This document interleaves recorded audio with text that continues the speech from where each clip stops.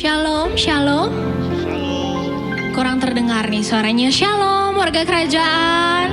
Haleluya, saya percaya hari ini bukan suatu rutinitas, tapi ini menjadi kerinduan kita datang ke rumah Tuhan. Kita mau memuji, menyembah Tuhan di tempat ini. Terima kasih Tuhan Yesus. Terima kasih untuk hari yang baru yang Tuhan beri untuk setiap kami. Kami tahu kami ada, sebagaimana kami ada itu semua bukti cintanya Tuhan atas kami. Pagi ini Tuhan, kami mau mengangkat tangan kami mau memuji menyembah Engkau. Kami mau meninggikan Engkau Raja di atas segala raja. Karena Engkau Allah yang sungguh baik, teramat baik. Terima kasih Tuhan Yesus, terima kasih.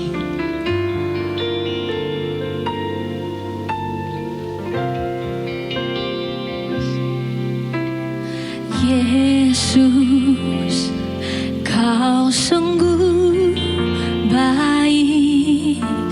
Yesus, nama-Mu indah. Yesus, ku cinta Kau selalu. Ku tinggikan, ku agungkan selamanya. Yesus, Kau sungguh baik. Yesus, nama-Mu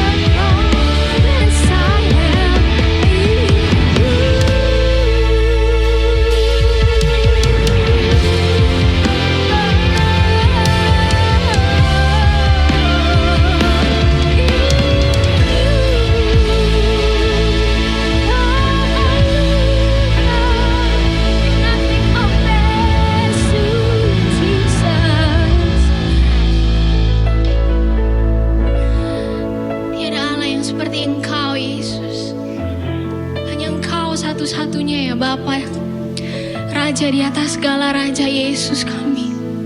Terima kasih ya Bapa, terima kasih. Pagi ini Tuhan, kami bersyukur, kami mau mengangkat tangan kami memberkati bangsa kami Indonesia.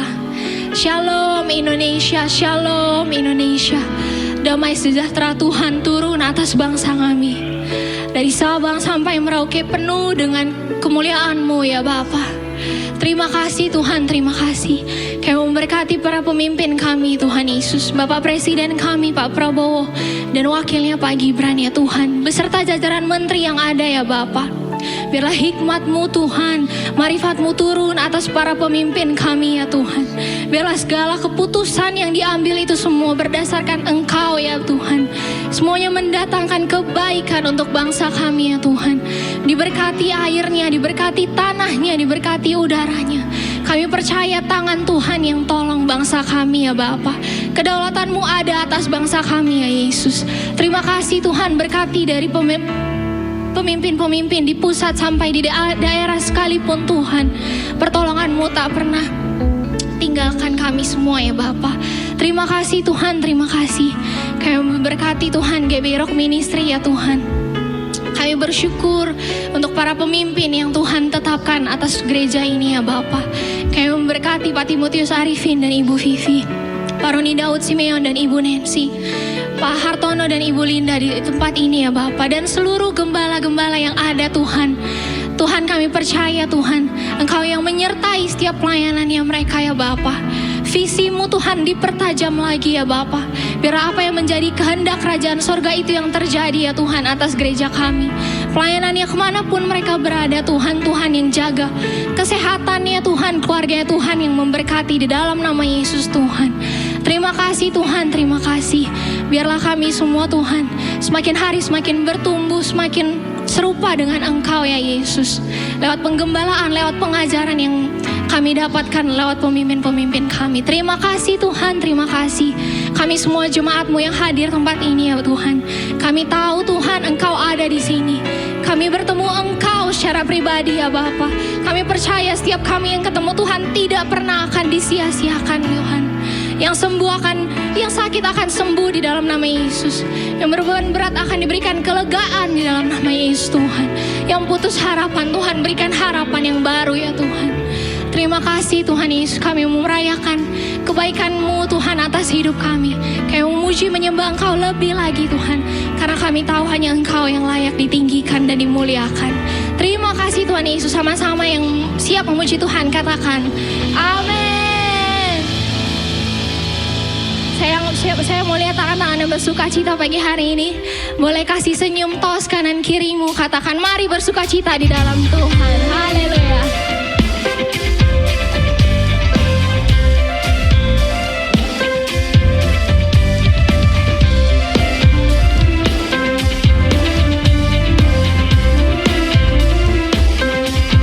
Mari nyanyikan. Masuklah cita surga, itulah kekuatan bagi jiwa. Ku dapat rasakan kasih-Nya di tengah badai yang bergelora. Terima sukacita surga, itulah kekuatan bagi jiwa. Ku dapat saksikan kuasa-Nya, taklukkan badai yang bergelora. Haleluya, Kau ada dalam hatiku, takkan patah semangatku, takkan hilang kekuatan. Haleluya, ku mau bersorak bagimu, sukacita surga nyata penuhiku. Amin. Mari nyanyikan. Terima sukacita surga,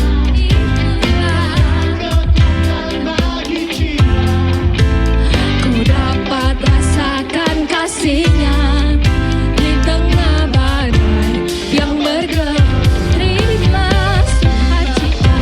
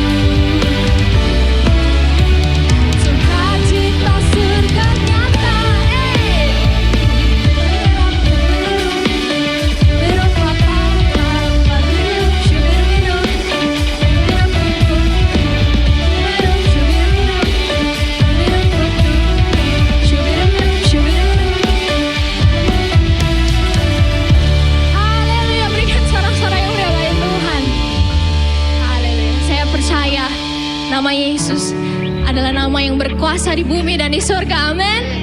Haleluya.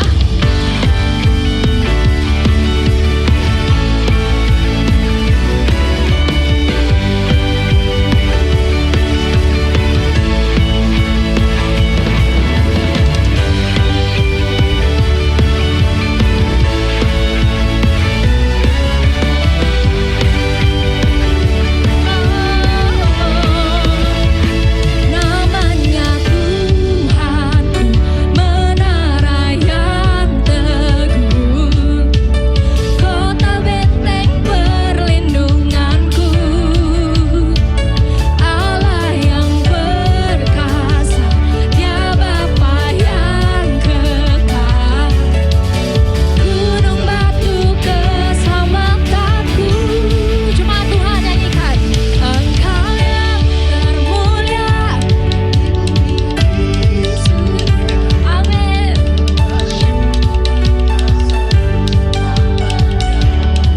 Engkau yang berkuasa.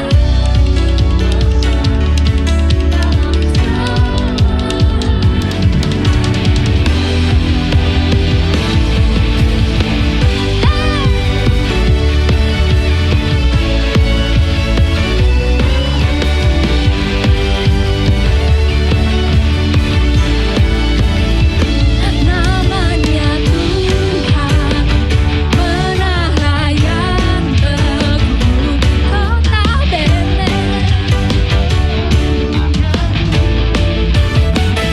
Allah yang perkasa, Dia Bapa yang kekal, gunung batu keselamatanku.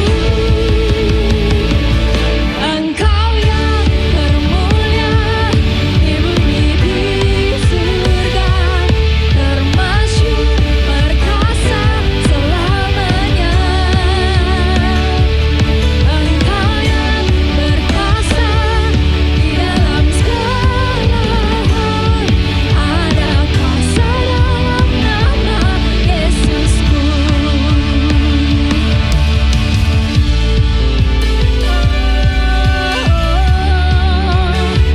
Engkau nama yang perkasa, Engkau Allah yang luar biasa, Tuhan Yesus.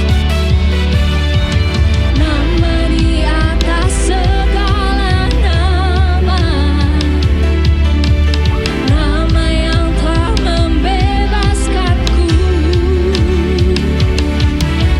Segala kuasa tunduk pada nama itu, Yesus Tuhan segala Tuhan. Nama di atas, nama yang telah membebaskanku. Segala kuasa tunduk pada nama itu, Yesus Tuhan segala Tuhan. Engkau yang termulia, Engkau yang termulia di bumi di surga, termasyhur perkasa. Engkau yang berkuasa di dalam segala hal, ada kuasa dalam nama Yesusku. Ada kuasa dalam nama Yesusku.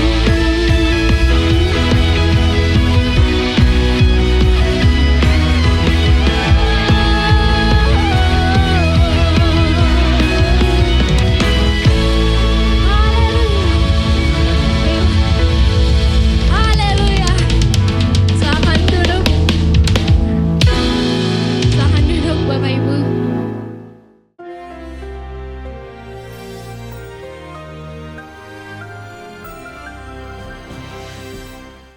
living as a citizen of the kingdom of heaven.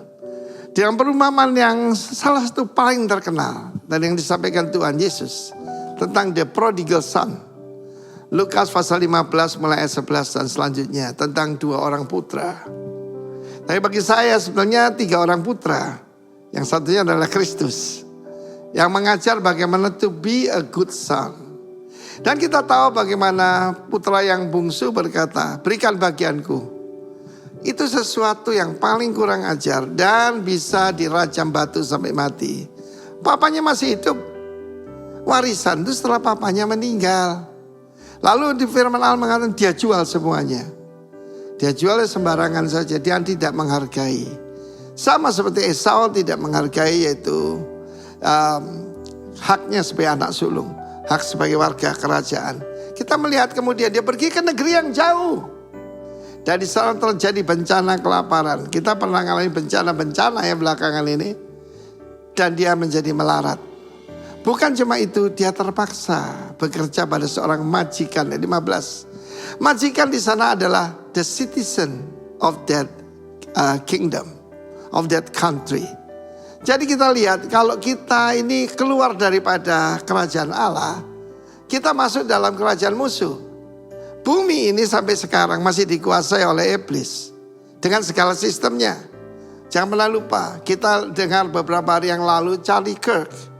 Dia mengatakan kebenaran, dia pro Israel dan ditembak. Kenapa lehernya? Untuk dibungkam. Karena itu setiap orang percaya harus tahu opposition is normal. Tapi kemudian dia disuruh jaga babi dan bahkan tidak boleh makan makanan babi sekalipun dia kelaparan. Kamu meninggalkan rumah bapamu, siap melarat, kelaparan dan jadi hamba. From a son, become a slave daripada bangsa lain. Di dunia ini cuma ada 2 kerajaan, kerajaan gelap dan kerajaan terang. Lalu sadarlah dia. Kalau dikatai bapak yang tidak ngerti, perutnya yang berkata, kruyuk, kruyuk, kruyuk. Dia sadar betapa banyaknya makanan. I tell you, the kingdom of God adalah kerajaan kelimpahan. Bahkan orang upahan. Di situ pakai mistios. Mistios itu adalah buruh harian. Tidak ada yang kelaparan, semuanya kenyang. Firman Allah mengatakan, he became in want. Ada kekurangan. Melarat di sana adalah kekurangan. Di dalam kerajaan Allah ada kepuasan. Dan kita lihat di sini pertanyaannya, are you in the kingdom of God? Atau kamu ada sebetulnya warga kerajaan tetapi kamu meninggalkan bapakmu, rumah bapakmu, meninggalkan kerajaanmu. Dan kamu jadi hamba. Perhatikan keadaanmu. Kalau kamu harus minta tolong kepada orang fasik, something very wrong dalam standingnya kita. Sebaliknya kita melihat bagaimana kakaknya cukup makan dan sebagainya, tetapi tidak mengerti bagaimana hak dari seorang putra. Yang satu tahu haknya, tidak tahu kewajibannya, tetapi anak yang sulung tahu kewajibannya, tidak tahu haknya. Tetapi sebagai pengikut Kristus kita tahu kewajiban kita, tapi kita juga tahu hak-haknya kita. Live as a citizen of the kingdom dan jangan pernah minta tolong kepada citizen of this world. God bless you. Amin.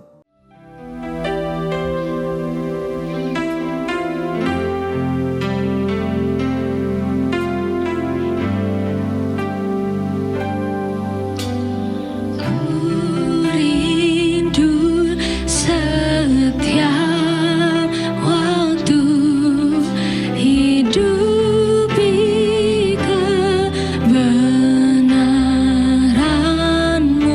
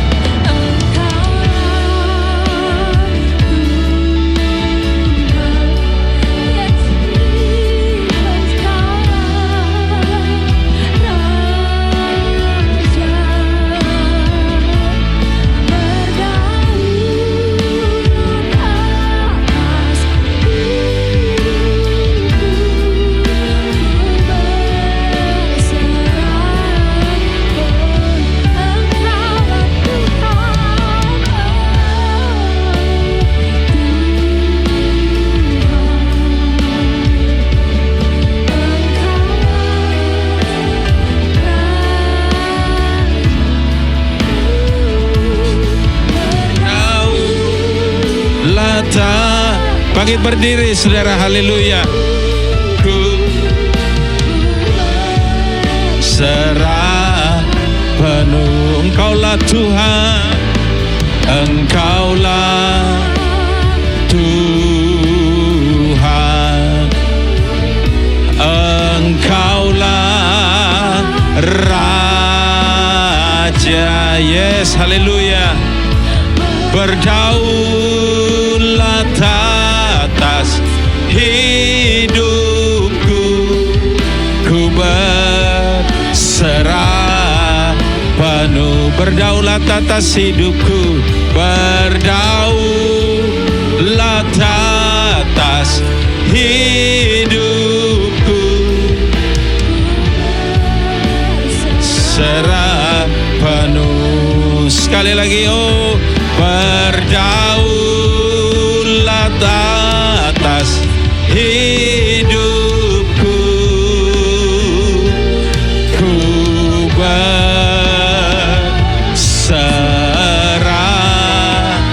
penuh. Haleluya. Terima kasih Tuhan. Iya, saudara, tema kita itu kan citizen of the kingdom of heaven. Sebagai warga kerajaan, saya percaya kita harus hidup. Salah satunya yang terpenting adalah di dalam budaya kerajaan sorga. Amin, saudara. Ketika kita dilahirkan di satu tempat tertentu, nenek moyang saya dari China, ya, sebagian saudara di sini juga begitu. Baik dari sebelah papa saya maupun sebelah mama saya. Jadi saya nggak ada mixed blood, ya. Tapi saya dilahirkan di Indonesia. Saya saya pernah ke China itu, saudara, itu cuman transit di Guangzhou, ya. Jadi saya belum pernah ke China dalam konteks ke China beneran, maksudnya jalan-jalan, enggak, cuman di Guangzhou. Waktu itu ada transit sekitar 8 jam. Mereka kasih hotel di dekatnya bandara. Saya, istri saya, kedua anak saya istirahat di situ. Lalu sebelum balik lagi ke bandara, kita jalan-jalan di belakang hotel itu ada pasar malam, saudara. Dan after kita datang itu kita nggak pernah balik lagi, ya. Saya lahir di Indonesia dan saya besar di budaya Indonesia. Meskipun nenek moyang saya, DNA saya dari China, tapi karena saya dilahirkan di Indonesia dan saya warga negara Kesatuan Republik Indonesia, maka saya orang Indonesia. Saya suka makanan Indonesia, ya, tempe penyet, ayam penyet, khususnya lagi kalau dipersempit lagi itu budayanya Surabaya, saudara. Ya, saya masih ingat pernah pimpin rombongan ke Israel 5 negara 2 minggu lebih, saudara. Rombongan orang Indo.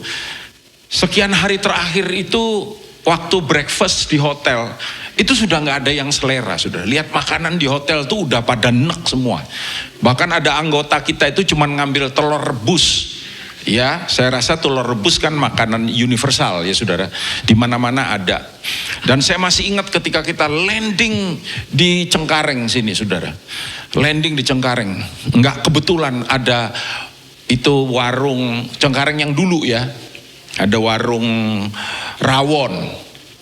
Rawonnya enak katanya. Itu satu rombongan itu resto tuh penuh arek Surabaya, saudara. Dan semuanya pesan rawon. Memang nggak ada pilihan lain, cuman rawon doang sih di situ, ya. Waduh, waktu rawon itu dibawa sama pelayannya keluar, semua mata memandang dengan harap, saudara. Seperti ketika kita menghadap Tuhan. Rawonnya mahal sekali pada waktu itu. Ini udah berapa belas tahun yang lalu, ya saudara, ya. Nggak peduli, saudara. Jadi kalau saudara dilahirkan di sebuah budaya tertentu, tempat tertentu, saudara akan menghidupi budaya itu as it is, dibilang sebagaimana seharusnya. Kita dilahirkan di dalam kerajaan sorga. Ada satu misunderstanding dalam kekristenan, khususnya secara teologis. Saudara, kalau saya bilang teologi, saudara jangan alergi ya. Sebetulnya kita ketika ngomong tentang Tuhan, itu kita berteologi. Teologi itu theos logos ya, the knowledge of God. Jadi if you speak about God, you talk about God, saudara sedang berteologi sebetulnya. Itu bukan milik khusus orang-orang tertentu yang sekolah teologi, enggak, saudara. Ya, jadi saudara, secara teologis kita tuh diajarin. Dulu saya di sekolah Alkitab juga dibilangin. Dikatakan bahwa the eternal planning of God is salvation. Dalilnya kayak begitu. Rencana kekal Allah itu adalah keselamatan. Sebetulnya ada sebuah misunderstanding di sini, saudara.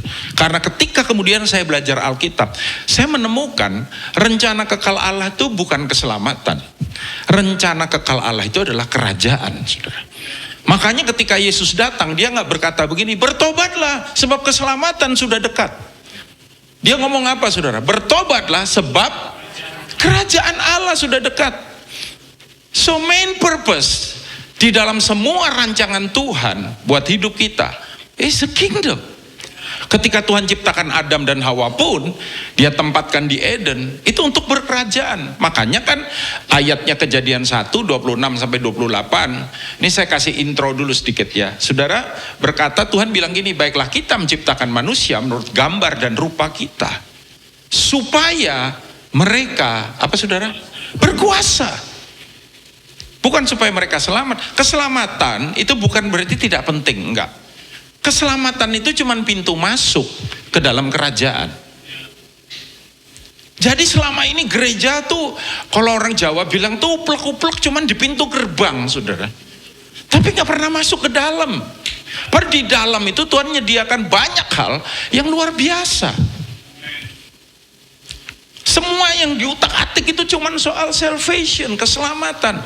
Kalau orang belajar teologi namanya soteriologi. Soter itu artinya selamat. No, enggak. Keselamatan yes penting. Kita harus diselamatkan. Kita nggak bisa menyelamatkan diri kita sendiri. Nanti siang kita belajar Kingdom Training, belajar namanya Duinatur Kristus yang paling banyak diserang. Dia 100% Allah, dia 100% manusia. Ya. Untuk apa? Dia datang, Yohanes 3:16. Karena begitu Allah cinta dunia hingga diberikannya anaknya yang tunggal. Ini kan udah bobo Natal ya. Kalau udah ber itu udah bobo Natal ya. Ntar lagi Natal lagi, saudara. Tapi jangan stop sampai di situ. Itu cuman pintu masuk. Tuhan menyediakan sesuatu yang luar biasa in the kingdom. Apa doanya Tuhan Yesus? Matius 6 ayat 10. Datanglah kerajaanmu, jadilah kehendakmu. Di mana, saudara? Di bumi. Katakan dalam hidupku. 1, 2, 3. Dalam hidupku di bumi seperti di sorga. Pak Roni pernah bikin album Keluargaku, Sorgaku. Bukan surga, sorga. Kalau surga itu yang satunya. Ya saudara, sorganya beda. Nah saudara, tentu saja keselamatan, Yohanes 3 berkata konteksnya adalah kelahiran baru. Tuhan ngomong, kalau kamu tidak dilahirkan baru, kamu tidak lahir dari air dan roh, kamu tidak bisa melihat kerajaan. Dan sekian ayat berikutnya dia bilang bukan cuma melihat, kamu tidak akan masuk ke dalam kerajaan. Jadi selama ini rupanya para teolog, saudara, ngalami misunderstanding. Melihat yang bukan utama. Karena nggak tahu yang utama, yang nggak utama dijadikan yang utama. Tapi puji Tuhan, Tuhan kasih kita kemurahan, saudara. Ini bukan untuk jadi kesombongan. Hari ini kita ngerti bahwa semua, kalau saudara lihat apa yang disampaikan oleh Tuhan Yesus, konteksnya adalah Kingdom of God. Dan ketika dia berkata, siapa kamu? Kamu adalah warga negara. Apa saudara? Kerajaan sorga. Bahkan saudara bukan cuma warga negara. Saudara itu ambasador. Duta besar. Kerajaan apa saudara? Sorga. Katakan bersama saya, wow.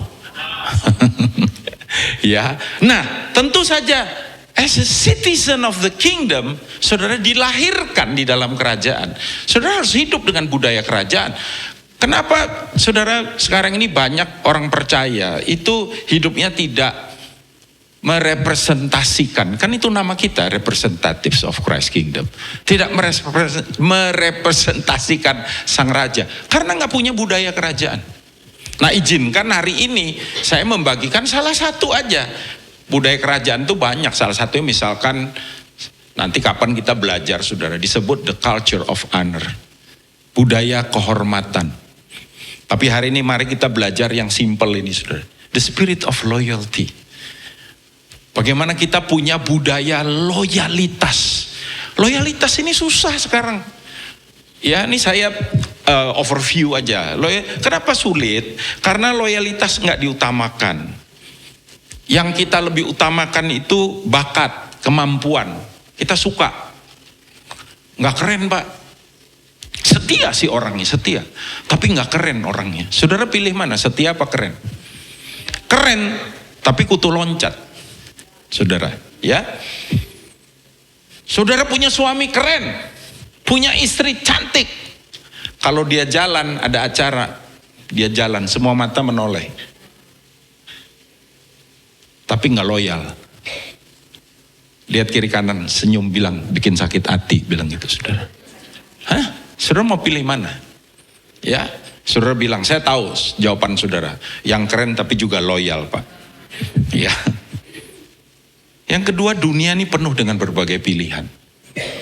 Buka aja Tokopedia atau Shopee. Banyak nggak pilihannya saudara? Banyak. Kok Tokopedia sama Shopee, gereja aja pilihannya banyak. Hah? Enggak, itu di Surabaya, Jakarta enggak. Enggak sedikit maksudnya. Ya. Bukan cuman banyak. Orang Surabaya bilang banyak pak. Kalau Jakarta itu satu gedung itu aja ada berapa, sampai kadang-kadang salah masuk. Dan orang makin egois. Dunia kita ini egois. Yang ditawarkan, yang dipasarkan kepada kita apa? Nikmati dirimu. Dirimu pantas untuk mendapat yang terbaik. Nikmati hidup selagi masih hidup. Karena itu bikin hidup lebih hidup. Dan gak banyak orang yang khotbah loyalitas karena gak populer saudara. Di Surabaya kita menerapkan khotbah-khotbah, jujur aja ada jemaat yang pindah. Pak, aduh pak kalau di rock ini pak, value terus yang diajarin pak. Aduh yang diajarin yang gak enak hidup tuh harus melayani, berkorban. Aduh pak, kita ini juga punya kebutuhan. Gini loh saudara, minggu pertama dan kedua saya tuh khotbah tentang kewajiban sebagai warga kerajaan. Jemaat nanya, pak hak kita gimana? Saya bilang, kalau kamu hidup dengan kewajiban yang benar, hakmu itu jangan dipertanyakan lagi, itu otomatis. Kita nih jadi warga negara yang baik di Indonesia ini. Kita punya hak nggak yang kita bisa dapatkan? Ya rada sulit, tapi bisa. Ya kan? Tapi kan kerajaan surga nggak sama dengan NKRI, saudara. Hah? Coba saya mau nanya sama saudara, berapa banyak saudara yang sampai hari ini sudah dipelihara Tuhan? Boleh angkat tangan? Tuh buktinya saudara. Pemeliharaan Tuhan tuh hak warga kerajaan. 38 tahun saya melayani Tuhan. Dia tidak pernah kecewakan saya. Apakah saya nggak hadapin kesulitan? Hadapin. Apakah ada persoalan yang bahkan melebihi kekuatan saya secara manusia? Ya, yes. Tapi apakah ada pertolongan Tuhan di situ? Ya, saudara. Mujizat Tuhan, yes. Dan ketika Tuhan menutup satu pintu, percayalah saudara, ada pintu lain yang lebih luar biasa yang dibuka Tuhan buat kita. Amin saudara. Tinggal kita hidupi aja kewajiban kita. Bagaimana kita bisa loyal dengan sang raja, saudara? Kenapa kok penting loyalitas? Ya, karena loyalitas itu ternyata sifatnya Tuhan. Siapa di sini anak Tuhan? Coba. Anak mirip nggak sama bapaknya? Meskipun anak saudara kayak liuta ua, tapi kalau wajah saudara kayak yang lain, saudara kan curiga sama istri saudara. Nih benih dari mana coba? Ada orang tua yang kalau anaknya ganteng, anaknya kayak Tom Cruise ya pak. Wih bangga, padahal wajahnya dia kayak tukul saudara. Dari mana coba? Anak tuh harus mirip sama bapaknya. Sejelek apapun bapaknya. Enggak jelek-jelek gitu juga deh ya saudara ya. Anaknya mirip dia, bapak tuh pasti bangga ya. Ini jarang-jarang sudah, tapi saya hari ini datang sama pacar saya. Iya. Terima kasih buat tepuk tangannya. Orang biasanya bilang, Pak ini bekas pacar saya. Jangan. Bekas itu nggak enak saudara. Saya suka sashimi, tapi saya nggak suka sisami. Nggak enak, sisa nggak enak. Ya, dulu pacaran, sampai hari ini masih pacaran. Amin saudara. Yes, haleluya. Dan katanya Pak Arifin dilarang panggil papi mami. Karena itu bukan papimu atau mamimu. Itu suami atau istrimu. Panggil aja terserah, mau panggil sayang, mau panggil, kalau babe katanya cowok ke cewek panggil babe boleh, tapi cewek ke cowok jangan. He's not your baby ya. Apa deh saudara. Nah saudara, kenapa kok ini penting ya? Karena ternyata itu sifat Tuhan itu loyal, saudara. Di dalam Yeremia misalkan 31 ayat 3 dibilang, dari jauh Tuhan menampakkan diri kepadanya. Aku mengasihi engkau. Dengan apa saudara? Kasih yang kekal. Dan aku melanjutkan kasih setiaku. Bahasa Inggrisnya bilang kasih yang kekal itu kasih yang loyal. Loyal itu kan tidak berpindah ke lain hati, betul gak? Kayak apapun kamu kata Tuhan, aku mengasihi kamu dengan kasih yang kekal. Dulu ada lagu terkenal zaman tahun 80-an. Ya. Judul lagunya itu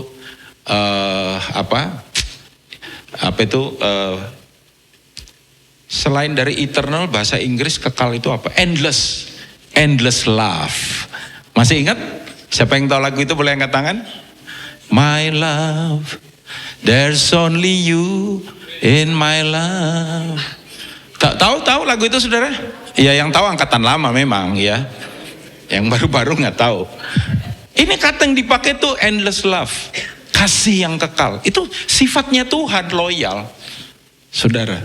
Makanya kan ada ayat bilang kayak begini, misalkan, ketika kamu berbuat dosa, aku sudah mati buat kamu.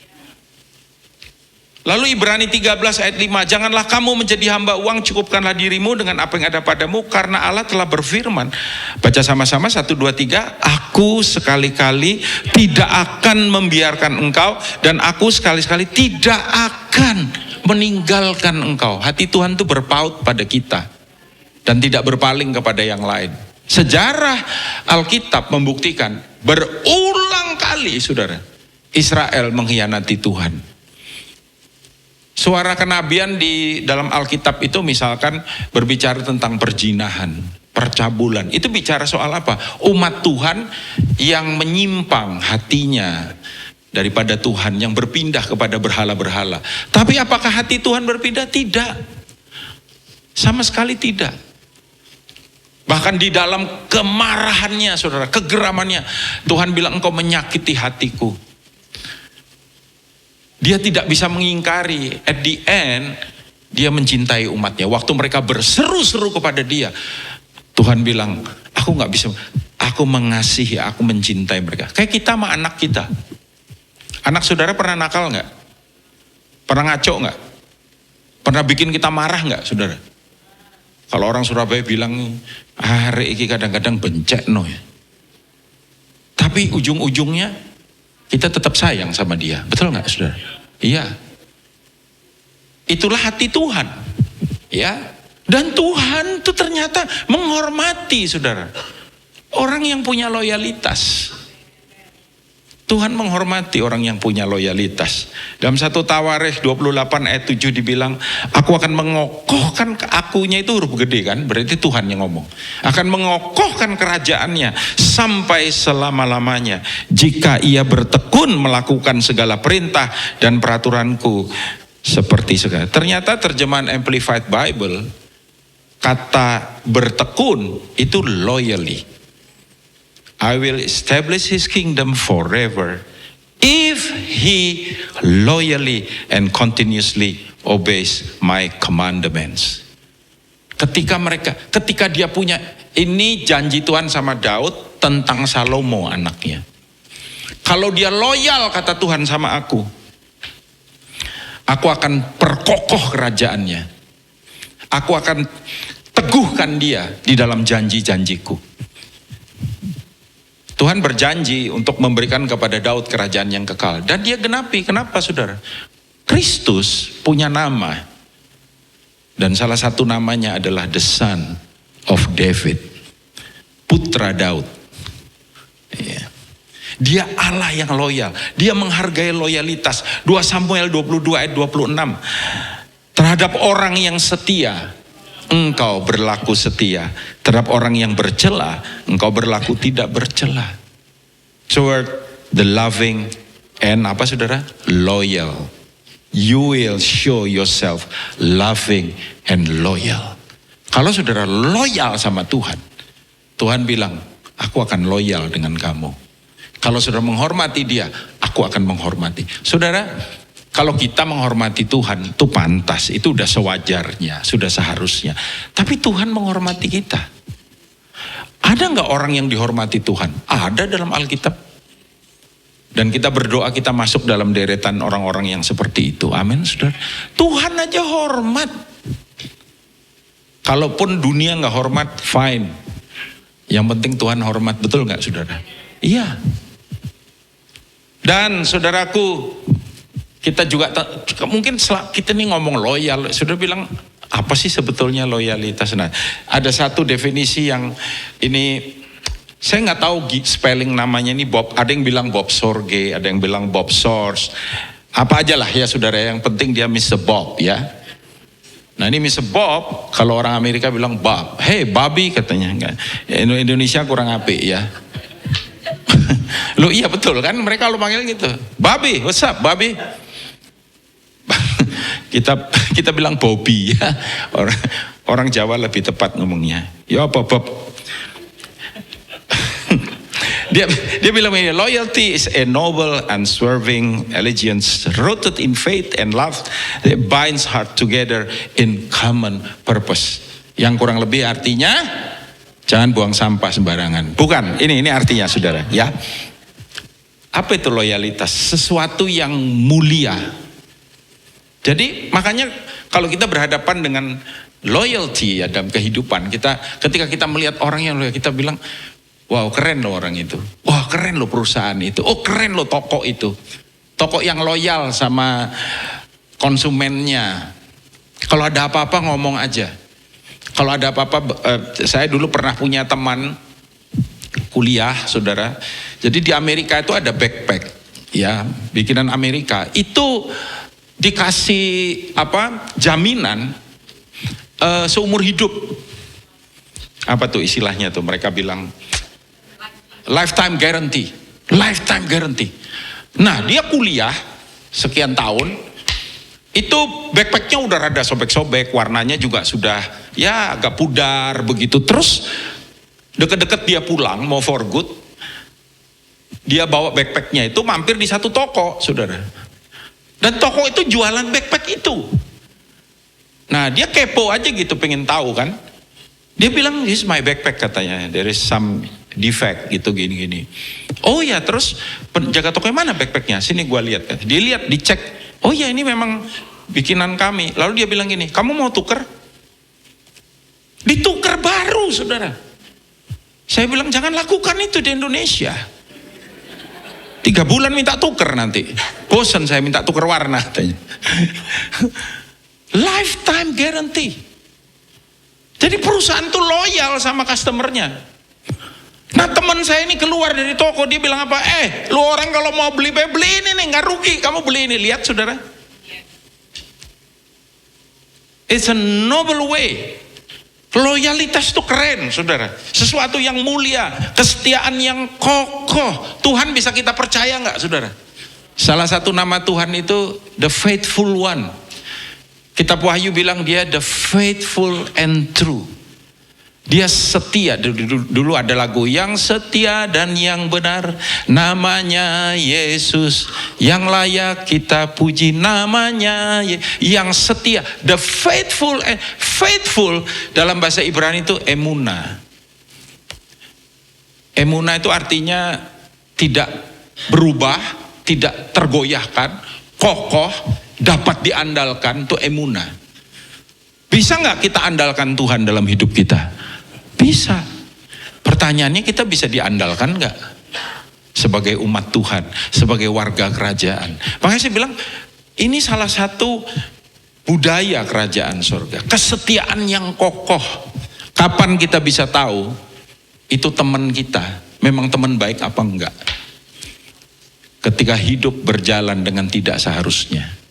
Ketika semua orang meninggalkan kita. Ketika orang meragukan kepercayaannya kepada kita. Dia tetap percaya. Dia enggak tinggalkan kita. Dia tetap baik sama kita. Kita bilang nih teman ini loyal banget dia nih. Dia setia orangnya. Kalau orang lagi keren-kerennya saudara. Kalau orang lagi gagah-gagahnya, hebat-hebatnya, kaya-kayanya apalagi, terkenal-terkenalnya. Waduh, semua orang ngaku kenal. Kamu tahu nggak? Itu dulu tetangga saya. Apa hubungannya dia tetangga kamu coba? Apa hubungannya? Nggak ada hubungan. Dia itu masih keluarga saya. Jauh sih. Jauh banget, sejauh timur dari barat gitu. Hubungan keluarga dari mana? Itu kakek saya kan punya ponakan tuh. Nah ponakannya menikah sama ada satu ini. Nah ini engkongnya, itu saudaranya dia. Itu kan gak ada hubungan saudara. Tapi dihubung-hubungkan. Kenapa? Karena keren.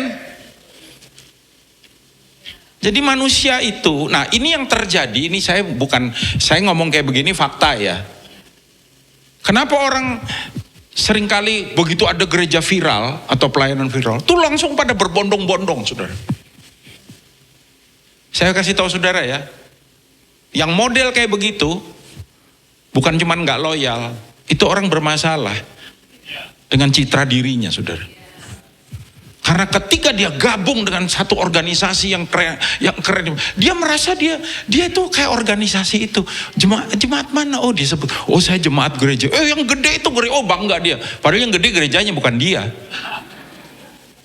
Yang keren gembalanya bukan dia. Dia mah tetap aja. Coba senggol dulu kiri kanan bilang, jangan pernah punya niat pindah. Kenapa? Mengidentifikasikan dirinya dengan sesuatu yang keren supaya dia ikut merasa keren, padahal dia nggak keren-keren amat. Tapi orang kalau loyal dipuji nggak? Dipuji, sudah. Wih itu bapak itu. Saudara, hari ini kami kehilangan satu pengerja. Dia usianya memang Cinang udah 70 something gitu ya, hampir 80. Dia kena cancer, dia meninggal. Dia jemaat mula-mula di Rock Surabaya, saudara. Ketika Rock Surabaya baru berdiri, dia udah ada di situ bersama dengan kami sampai Tuhan panggil. Tadi Pak Har bisikin saya dengan bangga, ini yang main keyboard nih Renaldo, beda I ma O. Renaldo mana Renaldo? Nah itu Renaldo. Dia bilang, Koden, ini mulai dari kecil loh dia di sini. Mulai dari kecil sampai sekarang udah menikah belum Renaldo? Belum. Udah punya calon belum? Saya perkenalkan seorang pemuda yang luar biasa, yang loyal, saudara, dengan gereja lokalnya. Coba berdiri dulu Renaldo. Berdiri sebentar. Silakan menghadap ke sana. Jadi kalau ada bapak ibu punya ponakan, punya cucu, punya anak, ya di belakang udah ada. Silakan duduk Renaldo. Di belakang ada formulir pendaftaran. Tolong sertakan pas foto 3 kali lapangan sepak bola ya. Saudara, kita tuh selalu amazed dengan loyalty. Di tempat kami ada satu anak kami itu mulai dari dia tuh Andre itu SMP apa SD ya. Dia masih kecil, masih celana pendek kan ke gereja, saudara. Ikut di Rocky, lalu kemudian ke Roket, lalu dia di KGC, sampai menikah, sampai punya anak, sampai sekarang dia udah dewasa ya. Ada di tempat kita. Itulah sukacita pengembalaan, saudara. Kita menyaksikan orang-orang loyal di tengah-tengah kita. Tapi kita juga pernah ditinggalin. Ya udahlah. Mau gimana kan orang memang punya pilihan ya, saudara ya. Hidup itu pilihan katanya. Kesetiaan yang kokoh berakar pada iman dan kasih. Saudara bisa loyal kalau saudara punya iman. Kalau saudara mengasihi, yang menyatukan hati kita dalam tujuan bersama. Karena itu loyalitas yang diukur hanya secara formal, apalagi transaksional, apalagi tanpa kontribusi yang nyata, bukanlah loyalitas sejati. Saudara, ketika kita ada di satu tempat dan kita dapat sesuatu, memang seringkali orang ke gereja, saya dapat apa Pak? Makanya ketika kita melayani juga kita nggak mau transaksional. Kita melayani karena kita mengasihi. Kita melayani justru karena kita mau memberi dan berbagi, betul nggak saudara? Bukan, itu bedanya lust and love. Lust itu selalu fokusnya, what can I get? Love, what can I give? Kalau kasih, saya bisa kontribusi apa? Saya bisa kasih apa?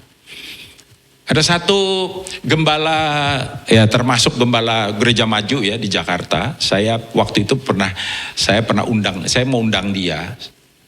Ya, saya bilang bisa nggak melayani di Surabaya? Lalu dia nanya begini sama saya bisa kontribusi. Den, ya karena dia lebih tua ya, Den dia panggil nama sama saya. Den, gue bisa kontribusi apa? Saya senang loh saudara.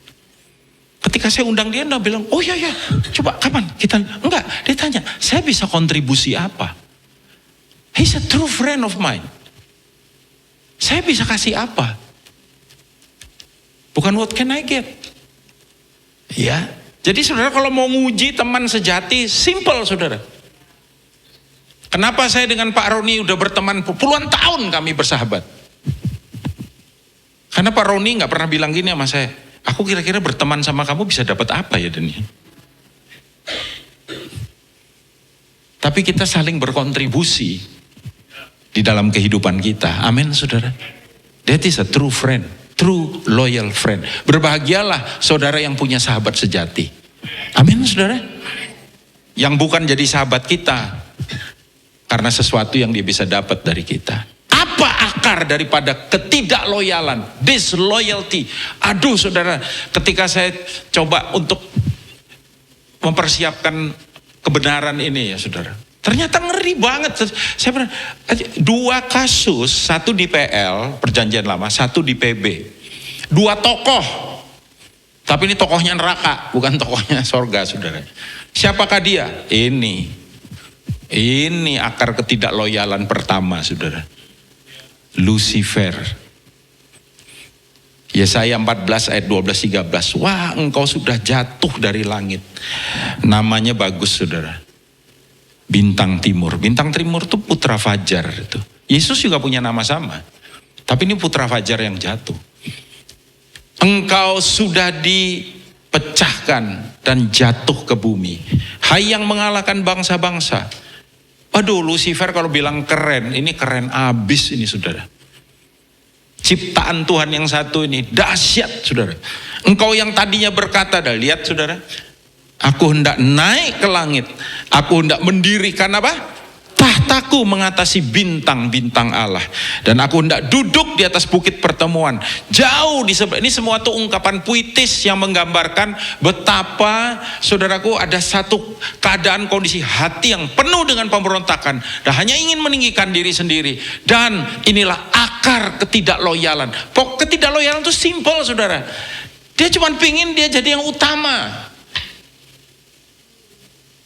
Salah satu mental issue yang paling ngetop hari-hari ini di Indonesia apa? NPD. PD-nya itu bukan Police Department, bukan. Narcissistic Personality Disorder. Mulainya dari narcissistic personality dulu. Orang narsis itu bukan orang yang suka-suka foto, bukan. Ya saudara. Tapi orang yang selalu mengutamakan dirinya. Dia pengen dirinya jadi segala-galanya. Who's the spirit behind that kind of behavior? The spirit of Lucifer. Jangan main-main saudara. Akar ketidakloyalan. Satu lagi tentu saja Pace Yudas ini saudara. Ya, Dalam Matius 26 ayat 14-16, kemudian pergilah seorang dari ke-12 murid itu yang bernama Yudas Iskariot kepada imam-imam kepala. Ia berkata, apa yang hendak kamu berikan kepadaku? See, what can I get? Gue bisa dapat apa? Kalau gue terus di sini, saya di sini lo nggak dihargai, saya di sini nggak diperhatikan, saya di sini nggak disuruh apa-apa, saya di sini, fokusnya itu, makanya kan ada yang disebut dengan the Trinity, Holy Trinity, 3 yang kudus, Bapa, Putra, Roh Kudus. Tapi ada di Unholy Trinity, pernah dengar sudah? 3 yang tidak kudus, 3 yang tidak kudus itu adalah I, me, and myself. Saya, aku, dan diriku, semuanya kuku. Saya semuanya, saya dapat apa, saya bisa apa, saya untung apa, oh my goodness. See, apa yang hendak kamu berikan supaya aku menyerahkan dia kepada kamu? Mereka membayar 30 uang perak kepadanya, dan mulai saat itu ia mencari kesempatan yang baik untuk menyerahkan Yesus. Ketika saya belajar akar daripada ketidakloyalan, dulu kita pikir ini, ya jelaslah dia pindah Pak, jelaslah dia keluar, jelaslah dia meninggalkan perusahaan Anda atau toko Anda, jelaslah karena memang bosnya kurang oke, karena memang apanya kurang. Ya adalah kasus-kasus gini saudara. Ada satu buku yang saya pernah baca, itu judulnya When You Walk Away. Kapan kamu harus pergi? Ini berbicara, buku ini sebenarnya ditulis untuk sebuah kondisi yang toksik, yang membuat kita tidak bisa terus di situ. Karena kalau kita ada di situ, kita bakal keracunan satu hari. You are in a toxic environment, you have to live. Ya kan? Ada ayat di dalam kitab Amsal dibilang orang benar melihat bahaya dan dia menyelamatkan diri, betul nggak saudara? Ya, itu wajar-wajar, fine-fine aja.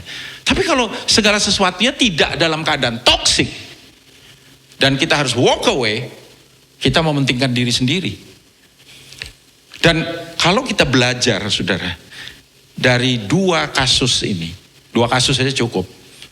Ketika mereka meninggal, ketika Lucifer memberontak kepada Tuhan, dan ketika Yudas meninggalkan Yesus, itu bukan karena pemimpin atau bapak rohaninya nggak keren. Siapa yang lebih keren dari Tuhan? Siapa yang lebih keren dari Yesus? Hah? Kita di dunia kita ini belum sempurna. Pak Har belum sempurna. Saya belum sempurna. Kok Pak Har sama saya? Pak Roni belum sempurna. Kok Pak Roni? Bapak Timotius Arifin juga belum sempurna. What do you expect? Sudah mengharapkan apa dari orang yang belum sempurna? Terus mesti kayak apa Pak Daniel? Number 1, saudara, sadari. Nah ini tadi yang saya bilang. Kita ini belum, coba lihat kiri kaca. Ada di sini yang sudah sempurna? Ada yang belum sempurna? Ada yang nggak ngerti pertanyaan saya? Karena ada yang masih diem. Saudara belum sempurna? Coba salaman dulu kiri kanan, bilang sabar ya, saya masih dalam proses, bilang gitu. Belum selesai prosesnya. Ya. Kadang-kadang ada jalan dikasih itu tuh, dikasih tanda verboten. Jalan, ya Jakarta bilangnya verboten kan, ya kan? Ada tulisan apa di situ? Work in progress. Nah di sini nih, tuh ada tulisan, nggak kelihatan. Work in progress. Jadi suami sabar ya sama istrinya ya. Istri kadang-kadang menjengkelkan loh saudara. Istri saya ini cantik, buat saya cantik. Bahkan dalam beberapa pertemuan tuh saya jengkelnya setengah mati saudara. Satu kali saya pelayanan ke Jakarta, lalu yang jemput saya bapak-bapak, Pak Daniel udah saya bilang, masa nggak kelihatan saya berkeluarga? Tuh. Ya, saya tunjukin foto saya sama istri saya sama anak saya 2 cowok, dua-duanya anak saya. Oh dia bilang, lupa ibunya mana di foto itu? Lu saya bilang, lah ini, oh maaf, saya pikir anaknya. Gundul di situ ya.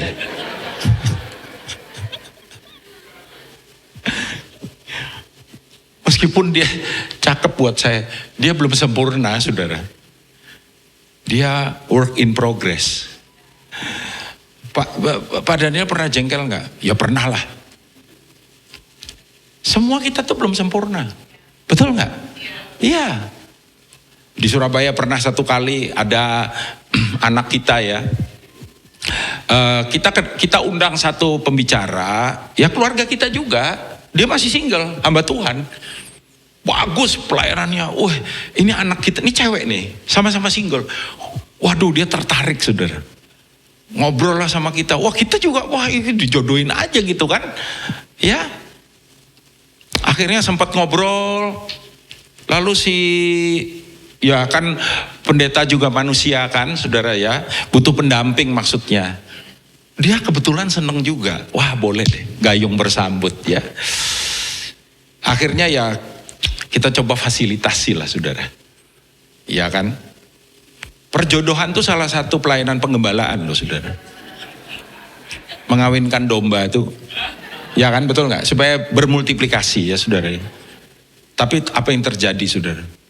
Ternyata dia menemukan bahwa ketika hamba Tuhan berkhotbah tuh somehow kelihatan 10 kali lebih ganteng daripada warna aslinya. Dan setelah beberapa waktu dia jaga jarak saudara. Dia jaga jarak sampai akhirnya sulit dihubungi. Si hamba Tuhan ini telepon saya, Koden, kenapa kok dia sulit dihubungi? Saya bilang nggak mungkin, saya ketemu dia kok, ada kok. Lalu saya ngomong sama istri saya, sayang, coba kamu tanya tuh gimana tuh.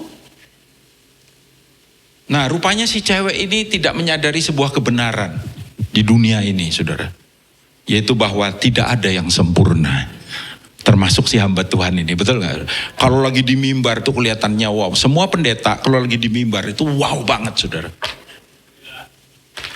Sampai saudara kenal pribadi sama dia. Jadi sadari adanya ketidaksempurnaan. Loyalitas bisa berubah kalau kita gak hidup dalam kebenaran ini. Dan kasih itu dasar dari setiap hubungan. Betul gak saudara? Iya, makanya Yesus nanya apa sama Peter, sama Petrus? Do you love me? Peter, do you love me? Engkau mengasihi aku? Bahkan Petrus bisa kecewa, saudara.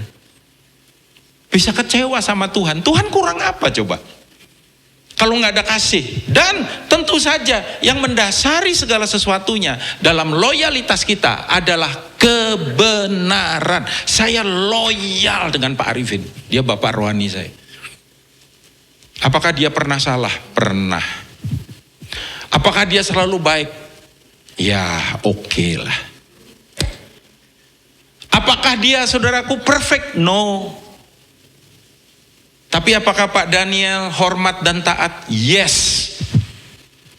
As long as selama dia ada dalam kebenaran. Apa aja? Yes. Then yes sir. Yes. Pak Roni juga gitu. Ya dulu Pak Roni di Lombok. Pak Roni di Lombok udah enak saudara. Enak betul. Pak Arifin pindahin dia ke Malang. Dia masuk Malang. Start dari nol. Ya sulit dia saudara. Dia yes. Dari Malang pindah Jakarta. Putih langsung rambutnya. Jadi yang bikin Pak Roni itu rambutnya putih. Itu saudara. Saya kasih tahu. Tapi jangan dikirimin semir. Dia udah komitmen tidak akan nyemir rambutnya sudah. Karena nggak dibolehin sama Pak Arifin. Karena Pak Arifin bilang dia baby face kan. Bahaya kalau disemir ya. Iya. Selama itu kebenaran. Ada ketidaksempurnaan, ada kekurangan. Orang bisa salah. Kita tetap mesti berteman, bersahabat. Loyal, amin saudara. Gereja ini belum sempurna, betul gak saudara? Ada kekurangan di sana sini. Ya, kadang saudara datang ikut puji-pujian, wah semangat. Waduh, hari ini hadirat Tuhan luar biasa. Minggu depan mungkin berubah, hari ini hadirat Tuhan biasa-biasa. Itu kan perasaan saudara aja. Tuhan hadir gak saudara? Hadir. Tuhan nyatakan kasihnya gak? Yes. Itu cuma perasaan kita. Dan saya tutup dengan ini saudara. Bagaimana kita menerapkan loyalitas dalam hidup kita. Nomor 1, loyalitas tanpa syarat. Itu cuma buat Tuhan. Nomor 2, loyalitas itu tidak berarti ketaatan buta. Yang saya bilang tadi, kalau itu nggak benar, kalau Pak Arifin satu hari panggil saya, Den, bagaimana demi untuk kita bisa mengumpulkan uang buat misi, karena misi ini kan butuh banyak dana, ya konser juga kadang-kadang, ya banyak yang nggak beli tiketnya, ya. Tapi kemarin puji Tuhan, pick banyak kemarin ya, pick ya. Coba yang kemarin ikut konser siapa? Wah lumayan banyak. Coba kasih tahu yang nggak angkat tangan, kasih tahu. Wah rugi lu nggak datang lu. Ya, saudara. Lalu Pak Arifin bilang, gimana kalau kita jualan narkoba aja gimana? Kan untungnya banyak tuh. Ya saya nggak taat lah, saudara. Itu melanggar hukum. Tapi Pak Arifin kan nggak mungkin gitu. Ini perumpamaan, ya saudara ya. Yang ketiga, loyalitas nggak menuntut kesempurnaan, melainkan kebenaran. Karena belum ada pemimpin yang sempurna. Setuju saudaraku? Yang keempat, loyalitas sejati diaplikasikan dalam kasih, yaitu kecintaan terhadap pemimpin dan gerejanya. Saudara mengasihi Pak Har? Saya aja mengasihi, masa saudara enggak? Saudara mengasihi ini Cilinda, Ibu Linda? Kok ianya lemes gitu? Belum sempurna, tapi dalam kebenaran kita hormati, amin saudaraku. Iya, loyalitas dinyatakan lewat bagaimana kita memberi kontribusi nyata. Jadi kita ngaku-ngaku loyal, tapi nggak pernah ada kontribusi apa-apa. Protesnya nomor 1, kontribusinya kagak ada. Itu apa Pak Daniel? Itu oh nggak apa-apa, ada ininya, tinggal diganti. Betul nggak saudara? Iya. Buktinya kita loyal apa? Kontribusi. Dan ini saudara, ada upah buat mereka yang loyal. Daud loyal sama siapa? Sama Saul. Saul itu bahkan ngaco banget. Betul nggak saudara? Ya, berapa kali Daud punya kesempatan untuk bisa bunuh Saul saudara? Setidaknya 2 kali. Kalau saudara baca Alkitab, 2 kali dia dapat kesempatan untuk bunuh Saul. Salah satu anak buahnya bilang ini, bos, beri saya perintah, saya pacung kepalanya. Daud bilang apa saudara? Do not touch the anointed. Jangan sentuh orang yang, padahal Saul waktu itu sudah ex-anointed. Dia udah mantan urapan. Daud tetap menghormati dia. Pertama, karena Saul jelek-jelek gitu, mertuanya saudara, mertuanya dia hormati. Yang kedua itu bapaknya. Bayangin yang model kayak begitu, Daud tetap bisa menghormati. Makanya Tuhan angkat Daud. Yesus tidak malu disebut putra Daud. Daud sempurna? Daud berzina. Yusuf lebih bagus reputasinya. Daniel lebih bagus reputasinya. Abraham ada dikit-dikit lah, kan Sarah bawa bedindenya, lalu ya kan, bawa bukan bedinde itu apa? Buren.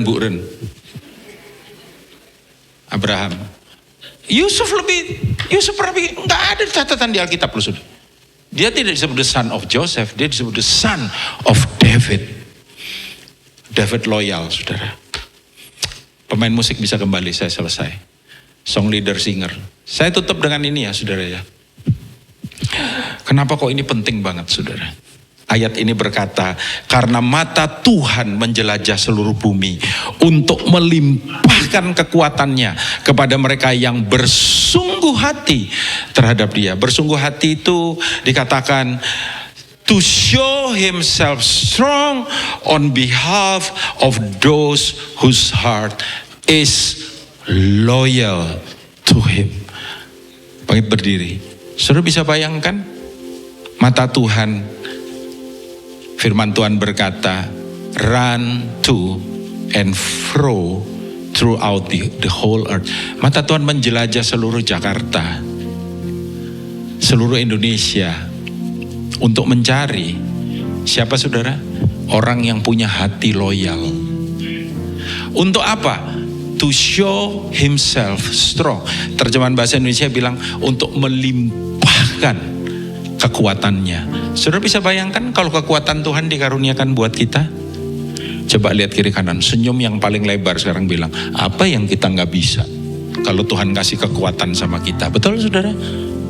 Saudara, siapa saudara? Saudara pebisnis? Saudara karyawan di satu kantor atau tempat kerja atau sebut apa? Saudara profesional? Saudara hamba Tuhan? If God show himself strong in our life, kalau dia nyatakan kuasanya dan kekuasaan, apa yang kita nggak bisa? Tapi itu diberikan bagi mereka yang punya hati apa saudara? Loyal. Coba salaman kiri kanan bilang, loyalitas itu mahal. Mahal loyalitas itu. Ya, tapi worth it. Amin saudara. Mari kita belajar. Ini budaya kerajaan. Raja kita tuh raja yang loyal. Karena itu dilarang dengan mudah berpindah ke lain hati. Haleluya. Amin. Bagian saya khotbah, bagian kalian nyanyi ya. Kita nyanyi apa? Atau itu aja. Ku berikan hatiku dan jiwaku, semuanya bagimu, semuanya bagimu di dalam hidupku, ya, di setiap waktu. Nyatakan jalan, yes, ku berikan hatiku, oh, dan jiwaku, semuanya bagimu di dalam hidupku, di setiap waktu. Biar ini jadi doa kita. Nyatakan sekali, oh yes, ku berikan hatiku dan jiwaku, semuanya bagimu di dalam hidupku, di setiap waktu.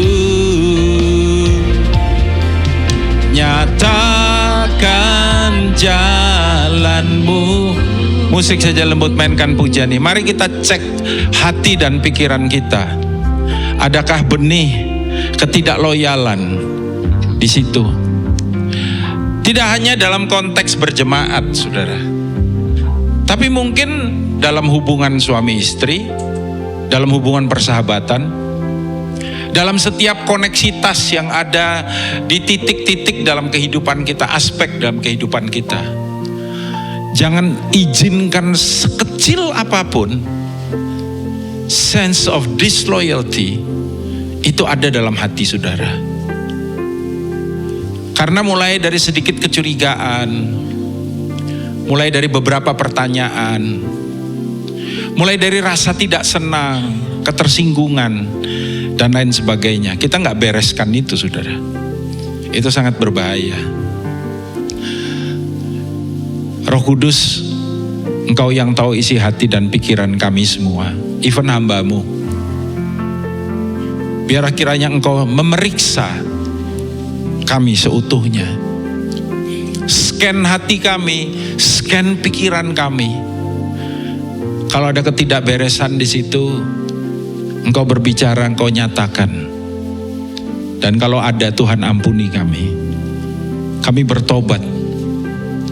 Kami gak mau kayak Lucifer. Kami menolak the spirit of Lucifer and the spirit of Judas di dalam hati kami, dalam pikiran kami. Kami mau sepenuhnya loyal. Karena Raja kami, Raja yang loyal. Tuhan kami, Tuhan yang loyal. Bapak, biarlah kiranya apa yang menjadi janjimu bagi umatmu di tempat ini, bahwa mata Tuhan menjelajah seluruh bumi untuk melimpahkan kekuatannya Kepada mereka yang punya hati loyal, biarlah Tuhan dapati itu di Rock Peak ini hari ini Tuhan. Seluruh umat-Mu yang ada di tempat ini, tolong kami Tuhan, untuk kami bisa dipercaya dalam hidup kami. Dipercaya di dalam keluarga, dipercaya sebagai suami, sebagai istri, sebagai anak-anak, dipercaya sebagai hamba-Mu, dipercaya Tuhan di dalam seluruh aspek kehidupan kami, sehingga betul-betul kami boleh memancarkan terang Kristus dimanapun kami berada. Terima kasih Bapa, kami ucap syukur Tuhan. Ambil sama-sama saudara paket perjamuan. Mari kita berdoa. Kenapa hari ini kita lakukan apa yang sebentar kita akan lakukan ini? Yaitu makan roti ini, minum anggur ini. Tuhan Yesus bilang lakukan ini untuk mengingat akan aku. Mengingat akan apa? Mengingat akan karyanya. Mengingat akan kedatangan, kematian, kebangkitan. Tambah satu lagi saudara, janji kedatangannya untuk yang kedua kali. Amin saudara. Kenapa kita percaya itu? Because He's a loyal God. He's a loyal King. Dia raja yang loyal. Biarlah kiranya ketika kita melakukannya, spirit yang sama itu boleh ada pada kita. Angkat roti perjamuan anggur ini. Tuhan, ini roti dan anggur biasa. Tapi sebentar kalau kami makan dan kami minum, kami percaya boleh ada penyatuan, union with Christ, union with your spirit, union with the Father. Biarlah kiranya kami terhisap ke dalam persekutuan dengan Bapa, Putra dan Roh Kudus. Engkau di dalam kami dan kami di dalam Engkau. Mari kita angkat sama-sama roti.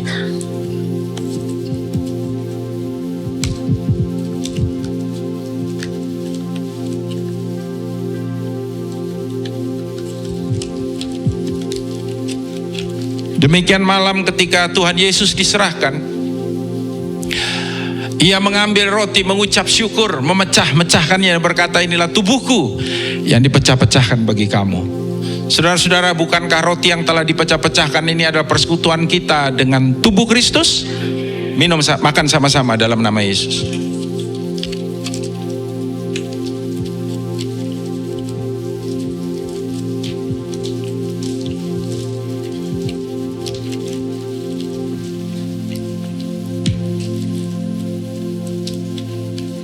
Angkat cawan sama-sama. Demikian juga Ia mengambil cawan yang berisi anggur, lalu berkata, inilah cawan perjanjian baru yang dimeteraikan oleh darahku, darah yang dicurahkan untuk pengampunan dosa.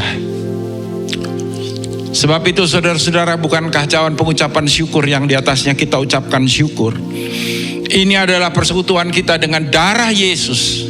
Amin. Minum sama-sama dalam nama Yesus.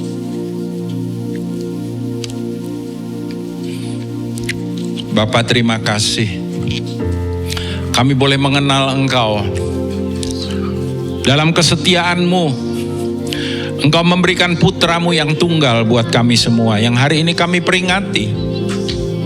Kedatangan, kematian, kebangkitannya, dan janji kedatangannya untuk yang kedua kali. Biarlah kami boleh menghidupi budaya kerajaan ini.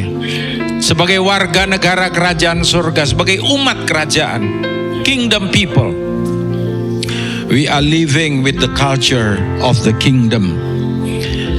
Ajari kami terus untuk berjalan di dalamnya, dan biarlah kiranya lewat semuanya ini, nama Tuhan boleh semakin dipermuliakan dalam kehidupan kami. Bapa, hamba-Mu berdoa untuk gereja-Mu di tempat ini, boleh menjadi gereja yang kuat, gereja yang teguh, gereja yang kokoh, gereja yang menyatakan akan pribadi-Mu sendiri, gereja yang sehat, gereja yang boleh mengalami tumbuh kembang lipat ganda. Bukan supaya kami terkenal, tapi supaya nama Tuhan dikenal oleh banyak orang. Tuhan sudah menetapkan Rock Peak ada di Jakarta. Biarlah kiranya Jakarta mengenal satu umat yang berbeda. umat kerajaan-Mu Bapa. Di dalam nama, di atas segala nama, kami mengucap syukur, kami berdoa. Haleluya. Amin. Kemuliaan bagi Dia. Silakan. Mari bangkit berdiri bersama-sama, kita bersyukur Tuhan. Aku punya Tuhan yang besar, yang telah berjanji dan sanggup menggenapi imanku, bersepakat percaya kuasanya. Ku terima sekarang kemenangan dan lagi katakan aku punya, aku punya Tuhan yang besar, yang telah berjanji dan sanggup menggenapi imanku, bersepakat percaya kuasanya. Ku terima sekarang kemenangan dari-Mu. Mari angkat kedua tangan kita. Tuhan, ini hidup kami persembahkan menjadi persembahan yang hidup, kudus, berkenan kepadamu. Tuhan, limpahkan segala berkat rohani dalam surga itu, dilimpahkan atas seluruh umat-Mu. Rumah tangga mereka diberkati Tuhan. Karuniakan kerukunan terus atas mereka. Diberkati ya Tuhan yang dikerjakan umat-Mu bersama dengan Engkau. Bisnis mereka, usaha pekerjaan mereka, diberkati dari kelimpahan-Mu ya Tuhan. Diberkati dengan hikmat-Mu untuk mengelola semua kepercayaan demi kepercayaan yang Tuhan terus tambahkan atas umat-Mu. Kiranya berkat bangsa-bangsa dipercayakan buat umat-Mu, bagi kepentingan kerajaan-Mu di muka bumi ini ya Tuhan. Berkati kesehatan umat-Mu, berkat kerajaan-Mu dilimpahkan atas mereka. Kebenaran, damai sejahtera, sukacita-Mu dan kuasa kerajaan-Mu turun atas umat-Mu Malaysia yang ini sampai selama-lamanya. Dalam nama Yesus Kristus Tuhan yang diberkati dan siap jadi berkat, sama-sama katakan amin, amin, amin. Happy Sunday, Tuhan memberkati.